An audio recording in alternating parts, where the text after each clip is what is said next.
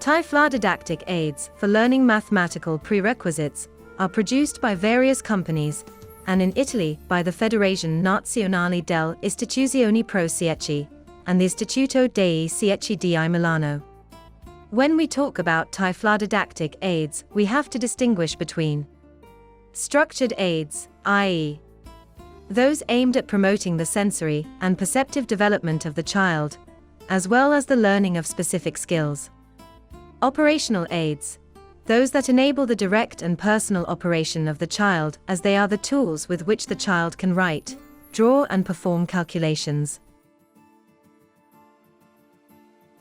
Through structured Tyfla-didactic aids, the child can acquire specific skills such as the ability to identify, discriminate and match shapes, 3- and 2-dimensional, and achieve common pre-mathematical objectives, which concern spatial relations such as concept of shape, identification, discrimination and matching, spatial relations, topological relations and lateralization, selection, classification and seriation, logical and spatiotemporal operations, quantity and number.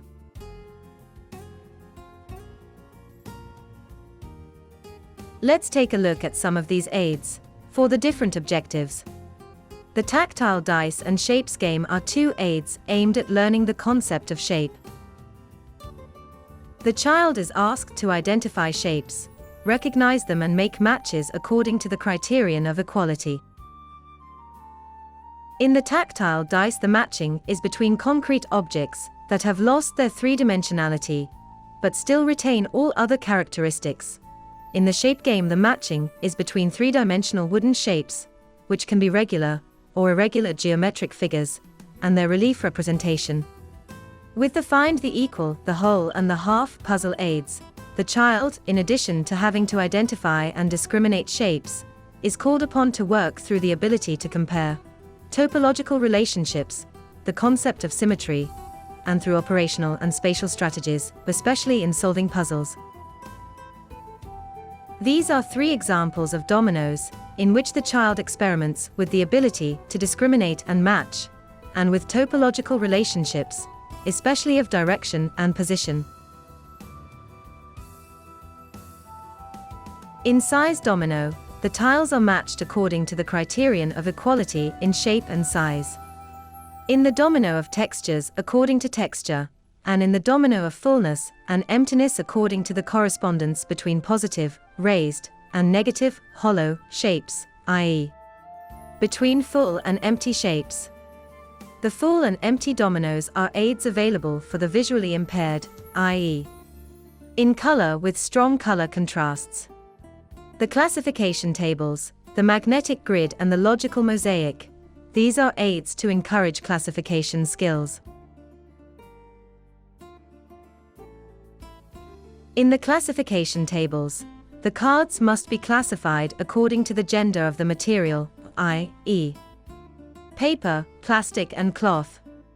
The logical mosaic is a filing cabinet accompanied by a series of cylinders and prisms with a square and triangular base, thus enabling classification according to shape, while with the magnetic grid, as the board is accompanied by a series of square magnetic modules covered in different textures, classification according to texture is possible.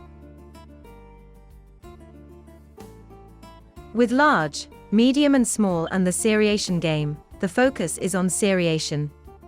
In the large, medium and small, serialization according to shape size is possible, while in the serialization game, serialization according to size and quantity is possible.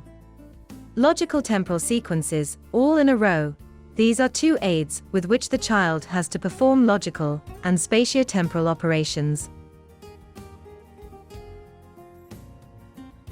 Logical temporal sequences is a subsidy consisting of a series of embossed illustrated cards presenting sequences of different subjects, to be ordered according to logical temporal criteria.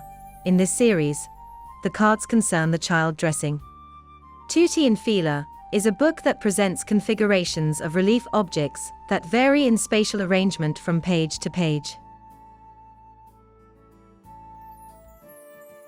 Enclosed is a magnetic plane and a set of metal elements identical to those depicted in the book that the child must use to reproduce the same arrangement.